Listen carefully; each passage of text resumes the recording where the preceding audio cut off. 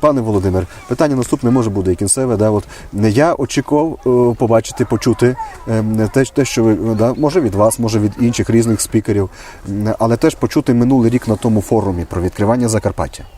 Тобто навіть не стільки моменти ваші світоглядові, але ці питання пронумеровані, що от є таке питання, є проблема, є така відмінність, котра з нашої сторони, як тепер ви казали, діти школа. Я очікував почути про ці проблеми і про відкривання Закарпаття України іменно і в тому ракурсі, а не міг почути. Дайте відповідь, але от ми з вами перед тим говорили, що те, що називаємо громадські суспільства, громадянські організації, громадські форуми, на Україні це є все трішечки буває дуже часто псевдо. Чому ми не можемо почути від когось такий голос, від закарпатського представителя інтелігенції, науковця, історика, котрий би ці питання і проблеми міг би обумовити, висловити, чи просто зафіксувати, вербально назвати їх, навіть не вирішуючи якось. Як ви думаєте, чому на цьому форумі не є місце для можливості висловити таку думку? Все залежить від того, хто організатором є форуму, тобто хто підбирає спікерів, хто підбирає експертів, хто залучає аудиторію. Тобто йдеться про те, що хто визначає ці, розумієте, як кажуть, і лінії червоні, і точки біфуркації. Одним словом, хто визначає той дискурс, який буде проанонсований зараз, який вже проанонсований і відбудеться буквально у четвер-п'ятницю. Розумієте, тут же справа в такому, що якщо ми говоримо про все-таки відкриття Закарпаття, то з одного боку можна на це доволі, так знаєте, і з посмішкою подивитися, а що ж його відкривати. Воно давно відкрито, просто бери і читай цю книжку.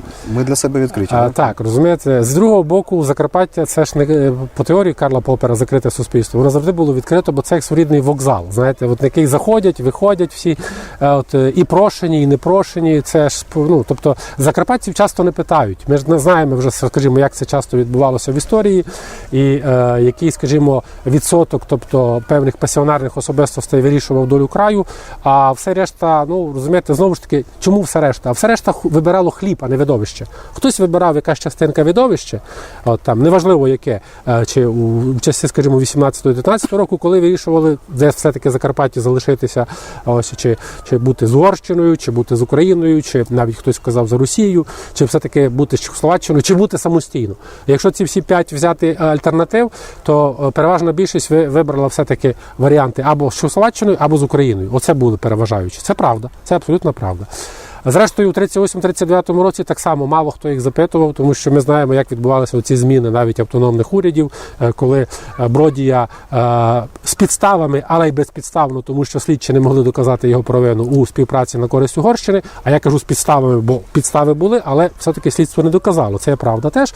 Призначають за вказівкою Берліна у Празі, отримують вказівку призначити Волошина як лідера українофільського крила, причому чеські чиновники говорили, що ми це не можемо робити, тому що він представляє партію, яка набрала всього 2,7%. Не репрезентативно для суспільства. Розумієте, він електоральне поле не покриває на останніх виборах. Це не та політична сила, яка може брати на себе важелі впливу в регіоні. Маргінальна сила. Так, але знову ж таки, більшість це не питали. Тобто, розумієте, все вирішували певні пасіонарні особисті. В 44-45 році, скажімо, ми навіть говоримо про що? Маніфест про воз'єднання Закарпаття з Україною.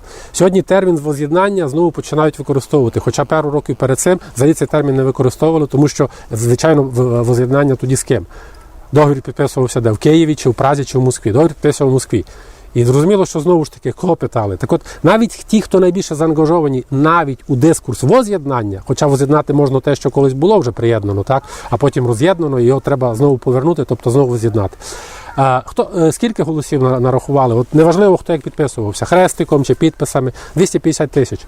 А населення тоді було 760 тисяч. У мене запитання, це скільки відсотків проголосувало і вирішило долю краю. Розумієте? Тобто, знову ж таки, будемо казати так, маргінальна, не маргінальна, але все-таки вирішила меншість за всю більшість.